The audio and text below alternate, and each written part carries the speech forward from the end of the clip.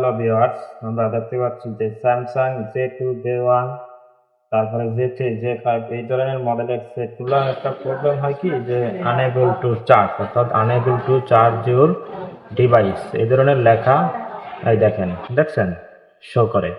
তা আমরা করবো কি, এই ধরনের লেখার জন্য আসলে এই যে ব্যাটারিটা আছে না, ব্যাটারির পজিটিভ এবং নেগেটিভ এর মাঝখানে যে লাইনটা এটাকে বলা হয় বিএসআই লাইন। এই বিএসআই লাইনটা অনেক সময় মরিচা পড়া থাকে বা পানি গেলে এক ধরনের ফ্যাকাশে দাগ পড়ে থাকে। এটাকে আমরা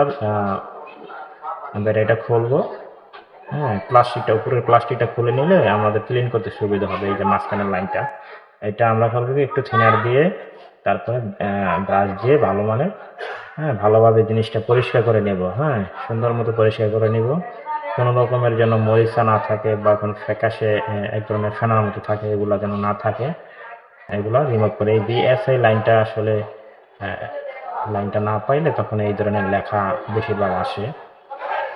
আমরা আবার ব্যাটারিটা লাগিয়ে দেখি সমস্যার সমাধানটা হয়েছে কিনা দেখি।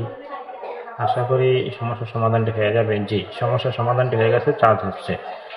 তো বিষয়টি আসলে যে মোবাইলটা মাঝখানে যে বিএসআই লাইনটা থাকে, অর্থাৎ নেগেটিভ এবং পজিটিভ, এই যে আমি দেখাইছি আপনারা দেখেন, লক্ষ্য করেন ভিডিওর দিকে যে এই যে লাইনটা, এই যে মাঝখানের লাইনটা, এটা মোবাইলের ভিতরে অনেক সময় লাইন মিসিং থাকতে পারে। আমরা তখন এটা সেটটা খুলে মেপে দেখবো মিটার দিয়ে, যদি মিসিং থাকে তাহলে তো আমরা জাম্পারিং করে দিব।